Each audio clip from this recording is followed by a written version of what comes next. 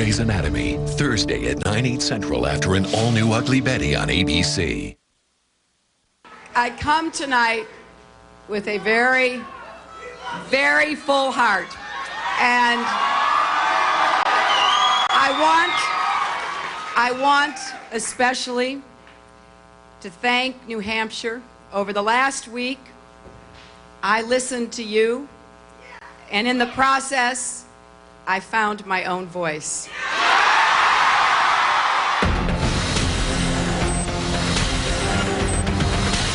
Tonight on Nightline, the comeback kids. Hillary Clinton pulls off a stunning surprise win, knocking Barack Obama back to earth. And John McCain scores a decisive blow. We're live from New Hampshire. From the global resources of ABC News with Terry Moran and Charles Gibson in Manchester, New Hampshire, this is a special edition of Nightline, January 8th, 2008.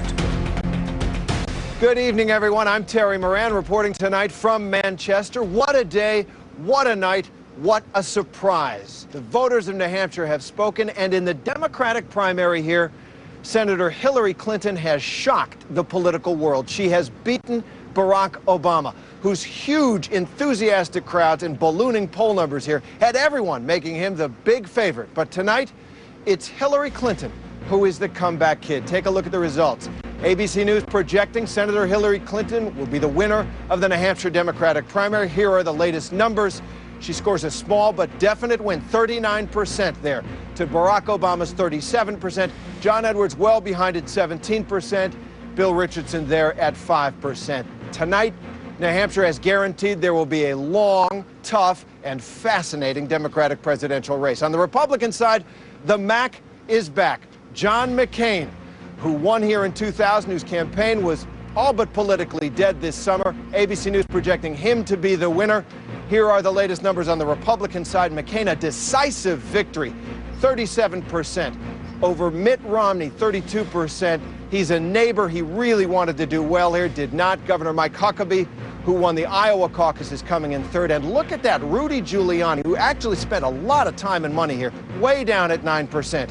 And on the Republican side as well, then, New Hampshire has guaranteed that this race is going to go on for a while, get interesting, and likely to get very tough. This has been a fascinating day, as I said. There's a lot of interesting things happening behind the numbers. And for more on that, I go to my colleague, Charles Gibson, and he's with George Stephanopoulos. Terry, when you've been coming to New Hampshire to cover these primaries for more than 30 years, you get a sense of the New Hampshire voter, and you know how seriously they take their votes and how carefully considered their votes are. And you also know that they do not like to be taken for granted. They do not like to be predictable, and they certainly were not predictable tonight. George, it is fair to say a shocker, Hillary Clinton's win. That's an understatement, Charlie. I did not talk to anyone in either campaign in the last 2 days who thought anything but Barack Obama had a pretty big lead and probably growing. The Clinton campaign was braced for it. They brought in new staffers today, a new staffer to run the day-to-day operations, Maggie Williams, Hillary Clinton's old chief of staff. They were braced for a loss. The Obama campaign was buoyant, but it didn't happen. The New Hampshire voters made a different choice. All right, break down a little bit the numbers, and particularly because it's so important, the number of women that voted and how strongly they voted for They're her. the big story. Women came through for Hillary Clinton. Look at the breakdown. 57% of the electorate were women on the Democratic side, 43% men. They broke for Hillary Clinton 47 to 34, a 13-point gap, especially, Charlie, especially older women. Women 65 and older gave Hillary Clinton a huge win. More than 2 to 1. 57 to 27%. That's exactly right. Which led a lot of people in the campaigns who I talked to say tonight that the only explanation has to be that she was ganged up on in the debate in that emotional moment yesterday. Yes, because we really didn't see it. The emotional moment when she virtually came to tears and talked about how it was personal for her. And it clearly had an impact, led all the evening news. But, you know, we dug a little deeper into the numbers, and they tell a different story. The people who made up their minds in the last 3 days split. 38% for Barack Obama, 38% for Hillary Clinton. They were only about 37% of the electorate. More than half of the Democratic electorate made up their mind a month ago or even before Hillary Clinton won them by 7 points. The point is that she had a core of support that was not affected by Iowa, that denied Barack Obama a bounce. Well, if he got a bounce out of Iowa in those first polls coming out of the state of Iowa, it probably was negated by the fact that that she came back after the debate, came back after that emotional moment. And the core is working class voters, hardcore Democrats who are feeling the stresses in this economy. But as we've been saying all night, even the Clinton campaign didn't anticipate until this. Late tonight, they still did not expect a victory. On the Republican side, John McCain. We got two comeback kids tonight is really what we've got. They both referred to it. Yes, they both did make that reference. McCain, his campaign in trouble for so long, he banked everything on New Hampshire. It was a successful bet. That's right, and he took a page out of his own playbook. He went back to the 2000 campaign where he beat George Bush here, did more than 100 town meetings, and moderates and independents who voted in the Republican primary liked what they saw. They saw the straight-talking John McCain they liked in 2000. They liked his leadership qualities, and perhaps most important of all, 40% of them saw him as the most electable Republican in November. So, George, we have split decisions in Iowa. We have split decisions in New Hampshire with a different person in both the Republican and Democratic parties winning the two states. Can you say, A, there's a favorite, and B, does this mean February 5th really will be everything when 24 states vote? I am not going to say it because we've had 2 political earthquakes in 2 weeks. You'd be making any kind of predictions in your peril, but we've got big votes coming up. You've got Nevada coming up next week on the Democratic side, followed by South Carolina. Barack Obama could still be strong there. On the Republican side, next week, a decisive contest perhaps in Michigan, Mitt Romney's home state. That could be the end of the line for him if John McCain beats him there. Then McCain goes down to South Carolina, where he has a face-off with Mike Huckabee. And then, as you referred to, on February 5th, more than 20 states in play, the biggest states in the country, California, New York, New Jersey. That is going to be where the ball game is met. But Charlie, you know, there's even some chance that this thing in both parties goes beyond February 5th. Could. All right. A fascinating night it has been here in New Hampshire, Terry. It sure has, Charlie, and a race ahead, as you're saying, that we haven't seen anyone like it in years. One that could be contested for weeks, maybe even months, maybe, who knows, into the conventions themselves. We'll be right back. When we come back, we're going to check in with the Democratic campaigns first.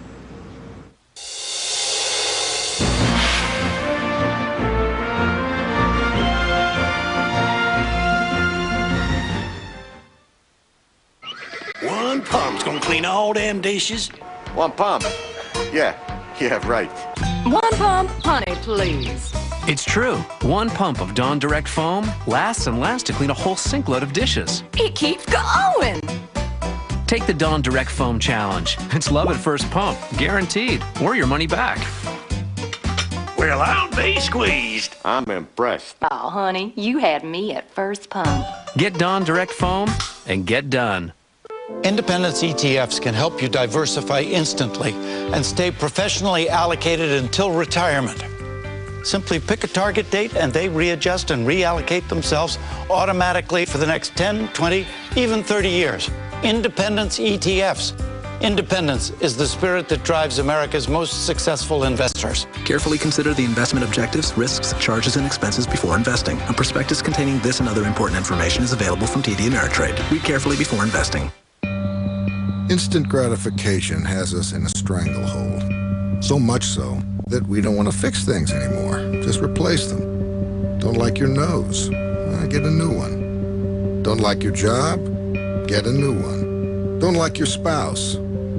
Get a new one. Whatever happened to commitment? To standing by our decisions?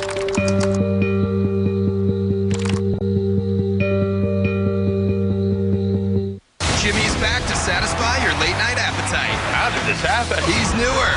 Wow. Fresher. Jimmier. I appreciate the enthusiasm, but you know you're stuck here for the whole hour, right? Jimmy Kimmel Live, coming up on ABC. All new Grey's Anatomy, Thursday, 9/8 Central on ABC. If I say I'm an oil man, you will agree.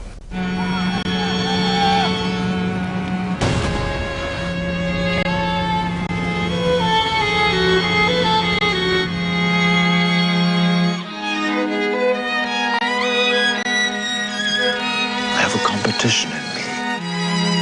I want no one else must succeed. Rated R, now playing in select theaters.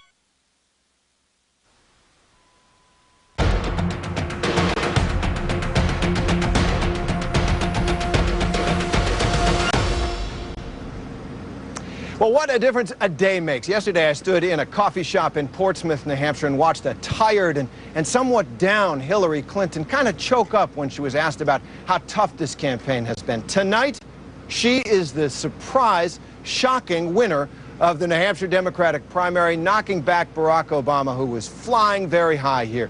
Let's listen for a moment to what she had to tell her supporters, who were ecstatic, and what she had to tell the country going forward. We will take on the challenges. We will seize the opportunities. Every single day, I am not going out there on my own.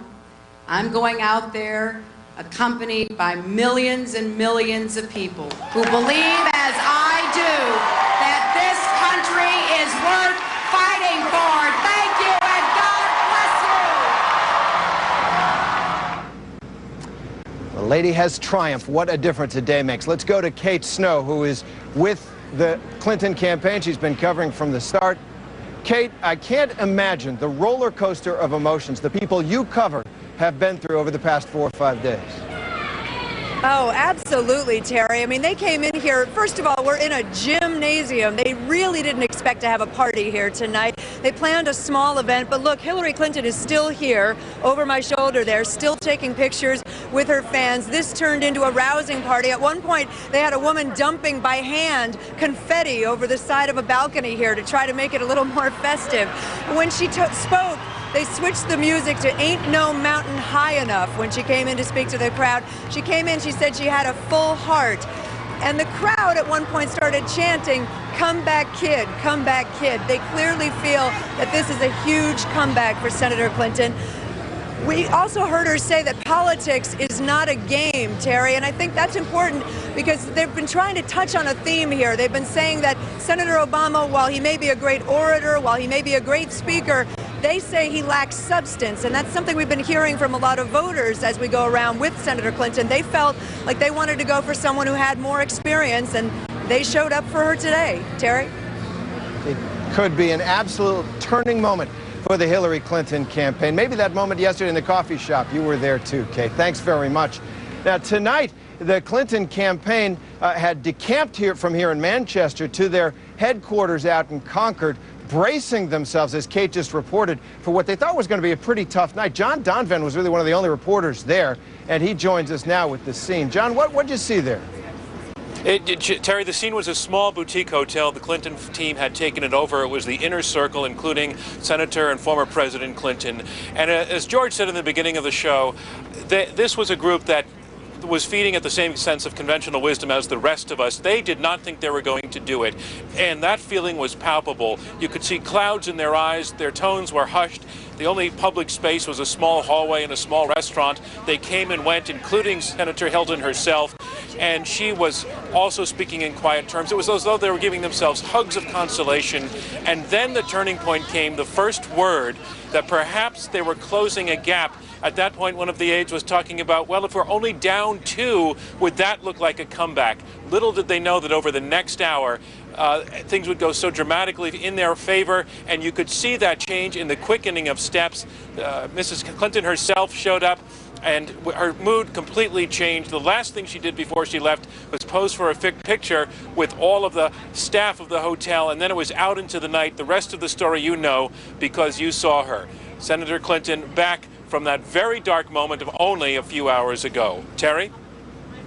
And victory sure seems sweet. John, thanks very much for that. Well, what a difference a day makes. Barack Obama yesterday was soaring. You could just see him brimming with confidence. In fact, he seemed, at times, some people have thought, almost a little bit cocky out there as he drew these gigantic, enthusiastic crowds. And the polls had him up in double digits, some of them. Tonight, he had to go out and face the voters in the country who had handed him his first defeat in this presidential election. Here's some of what he had to say. We will remember that there is something happening in America, that we are not as divided as our politics suggests, that we are one people, we are one nation, and together we will begin the next great chapter in the American story with 3 words that will ring from coast to coast, from sea to shining sea. Yes, we can. Thank you, New Hampshire. Thank you. Thank you. Looking perhaps a little less tough and a little less cocky, a little more tough perhaps. Let's go to David Wright, who's covering the Obama campaign for us. David, this just had to be a blow to Barack Obama and his campaign. They really thought they had this. No question about it, Terry. This was a disappointment for them. Based on the soaring expectations from the crowds that they've encountered in this compressed New Hampshire campaign, they came expecting a coronation. Instead, Barack Obama had to concede. However, as I think you heard in that speech, they're not throwing in the towel by any means. The refrain that he introduced in that speech was interesting. Yes, we can. He used it as a refrain, coming back, talking about various things from the American Revolution to the Civil Rights struggle. And perhaps it's not a stretch to hear in that refrain not only a reassurance to the supporters, yes, we can go on and fight this thing, but also perhaps an echo of Cesar Chavez and the United Farm Workers Union. As this campaign moves south and west, perhaps we're going to hear Obama really speak to more of a racial dynamic. And definitely trying to get his supporters to believe. One of the questions has been, can he really do it? Is he electable? David Wright, thanks very much for that report. We're going to take a break right now. When we come back, we'll take a look at the Republican contest, which is getting just as interesting. Stay with us.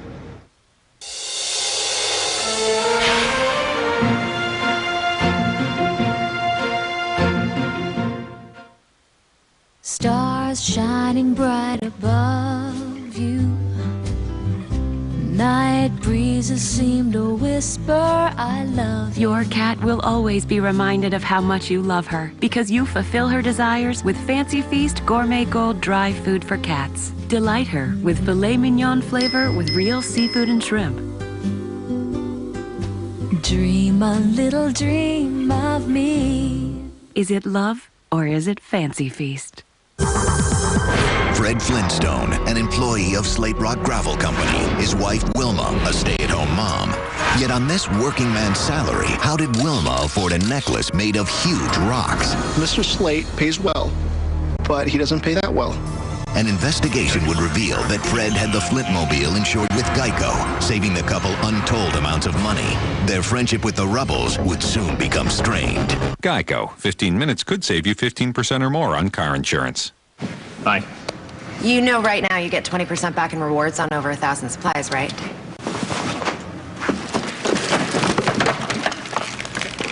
Get 20% back in rewards on all items from these leading brands. Staples, that was easy. From the award-winning director of Pride and Prejudice comes the one epic love story that has everyone raving. It's the most achingly romantic movie since Titanic. Nominated for 7 Golden Globes, including Best Picture. Atonement. Rated R. Now playing. Very good. Oh, here it comes. The sinus pressure that always starts to build whenever I have a cold or allergies. Oh, I need relief from this throbbing sinus pressure. The congestion. I feel so stuffed up. I just might blow. Sudafed PE relieves sinus pressure, and the medicine in Sudafed PE relieves nasal congestion in minutes. Ah. Okay, kids. Let's turn to chapter 3. Sudafed PE. Get your head back where it belongs. Tomorrow, the show will not go on. And what about your favorites? The writer's strike cripples the entertainment industry. I have a kid with tuition, car payments, mortgage. It's insane. Will the Oscars be next? Tomorrow on World News with Charles Gibson. Ladies and gentlemen, if I say I'm an oil man, you will agree.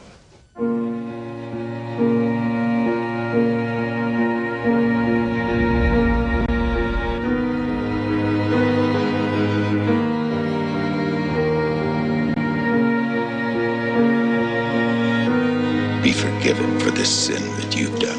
What sin are you referring to? Rated R. Now playing in select theaters. Guess who's bankrolling the negative ads, attacking the new Indian gaming agreements? State campaign finance reports show they're all paid for by big gaming interests that want to prevent competition. including the owner of a big Las Vegas casino and 2 racetracks. Don't let these special interests take away the billions of dollars the Indian gaming agreements provide to our state. Vote yes to keep the revenues for California. The Los Angeles Times, Newsweek, Time. The critical acclaim is unanimous. There's never been a film like Sweeney. Well, I've come home. Nominated for 4 Golden Globe Awards, including Best Actor Johnny Depp and Best Picture of the Year. And the New York Times hails it a work of genius. You can't look away. Sweeney Todd, rated R, now playing. This special edition of Nightline continues from Manchester, New Hampshire, with Terry Moran. On the Republican side in the New Hampshire primary tonight, well, the phrase is just too good to resist. The Mac is back, and John McCain earned it. John McCain, the projected winner of the New Hampshire Republican primary, the winner here in 2000, he was declared all but politically dead this past summer. He ran out of money, his campaign staff imploded. People were asking him, when are you going to get out of the race? Well, he worked it. He worked those town meetings. He was here almost 100 times, and he managed to score a decisive victory here, a very convincing victory over Mitt Romney, the former governor of neighboring Massachusetts. So McCain came out tonight and talked to his very happy supporters. Let's hear what he had to say. My friends, you know, I'm past the age when I can claim the noun kid, no matter what adjective precedes it. But tonight, we sure showed them what a comeback looks like.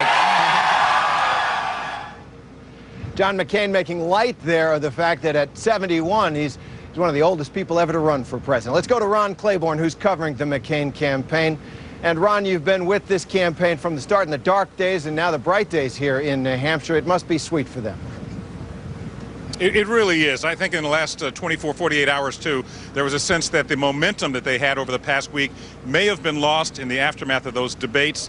The result here shows that the momentum continued right through the primary, and John McCain was selling himself on a number of levels, on a number of issues, and it appears that the voters here, in effect, bought it. He said he was the most electable Republican. Those who said electability was important to them voted for John McCain. Those who said that being a strong leader was important to them voted for John McCain. Those who said that being the most qualified commander-in-chief, those voted for him by almost 2-to-1 margin.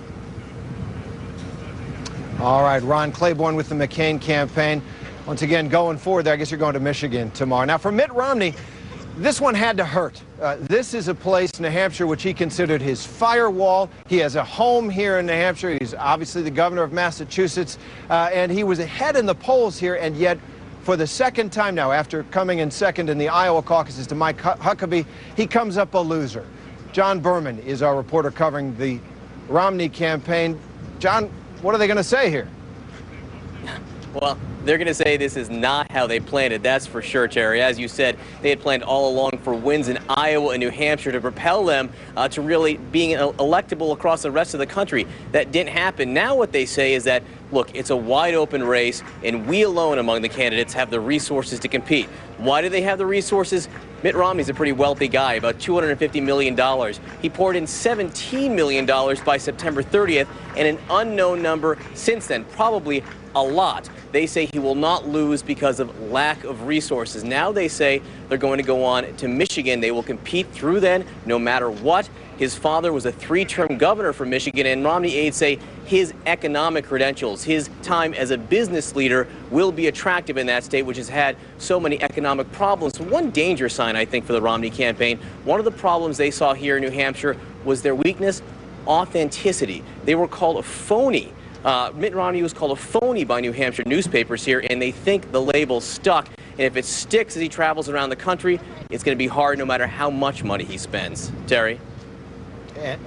Thanks very much for that report, John. This is definitely a tough road to hoe for Mitt Romney, simply because that next state, Michigan, that's, as John just pointed out, where his dad was a 3-term governor. That is a must-win state for him and a chance for John McCain to knock him out there. We'll be right back. ABC News Nightline, brought to you by Lunesta.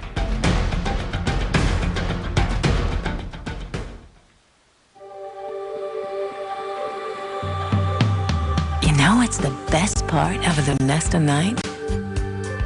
The way you feel the next morning. Non-narcotic Lunesta can give you 7 to 8 beautiful, restful hours of sleep to help you feel refreshed, recharged, and ready to start your day. Lunesta helps you fall asleep quickly, so take it right before bed. Be sure you have at least 8 hours to devote to sleep before becoming active. Until you know how you'll react to Lunesta, you should not drive or operate machinery. Do not take Lunesta with alcohol. Call your doctor right away if after taking Lunesta you walk, drive, eat, or engage in other activities while asleep. In rare cases, severe allergic reactions can occur. Most sleep medicines carry some risk of dependency. Side effects may include unpleasant taste, headache, drowsiness, and dizziness. Ask your doctor whether a Lunesta night can help you have mornings like this. Lunesta, a great tomorrow starts tonight. Thursday, Grey's Anatomy returns with an all-new episode. Do you want me to stand here talking to you or save your baby's life? An all-new Grey's Anatomy, Thursday at 9/8 Central after an all-new Ugly Betty on ABC. I love you. Roger Ebert calls Atonement a certain Best Picture nominee. Director Joe Wright and screenwriter Christopher Hampton have fashioned an enduring cinematic masterpiece.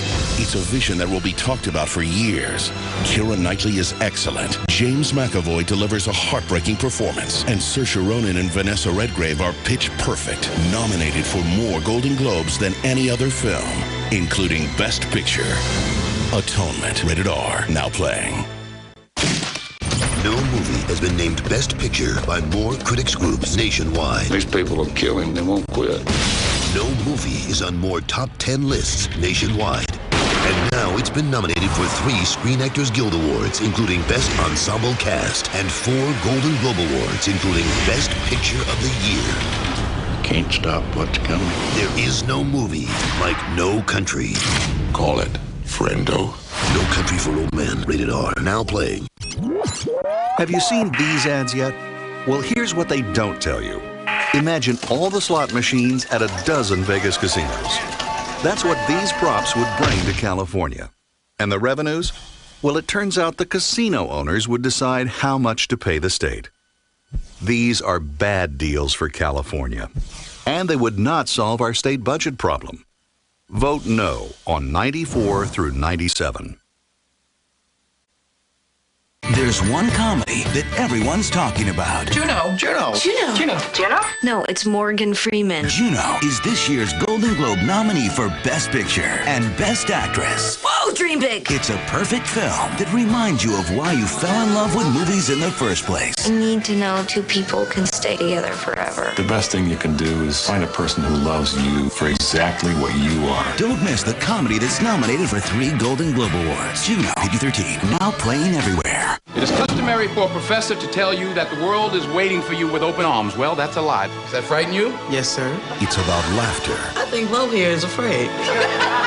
Love. I wish to extend an invitation to debate Harvard University. Hope. My message to you is to never quit. And America's top critics agree. It's the stuff Best Pictures are made of. Golden Globe nominee for Best Picture of the Year. You wanted your chance. This is it. The Great Debaters, rated PG-13, now playing. Time and Temp is brought to you by Bank of America, Bank of Opportunity.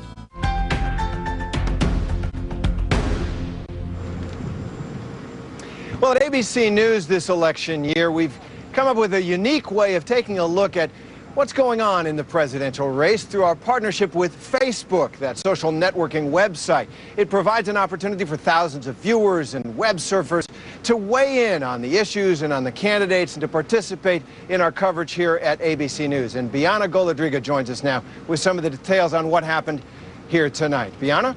Good evening, Terry. Well, more than 1 million people have added the U.S. politics application, and so many of them are talking to us tonight. Most people were not surprised that McCain won the Republican primary, but that was a completely different story for the Democrats. In fact, let's bring up a chart of what we actually asked the users. We said, do you think Hillary Clinton's emotional moment on Monday will help or hurt her? An overwhelming majority, 62% said hurt. All of us at ABC and in the country were surprised, actually, that she won. 62% say it would have hurt her. 19% said it would help. 19% say it would no effect at all. Now, how did she win?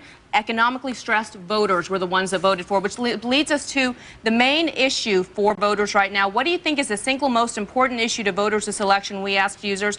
Overwhelmingly, the majority said 52% was the economy. That was followed by a distant second, with Iraq being 15%. In fact, during the debates, we actually asked our users what they thought they weren't hearing enough of from the candidates, and they said the economy was definitely not mentioned enough. You have to keep in mind that New Hampshire has a 3% unemployment rate, one of the lowest in the country. What do we have next? We have Michigan and we have South Carolina, very high unemployment in that state, and so we'll have to see what the candidates do in response to those factors right now. But of course, we want to invite everyone to participate and see the soundboard conversation happen real time. Everyone is telling us right now they're excited to see what's happening next in the election. Terry, it is just beginning. Everyone has to just head to abcnews.com/vote and click on Facebook. It's only January. We have a long way to go until November. Terry?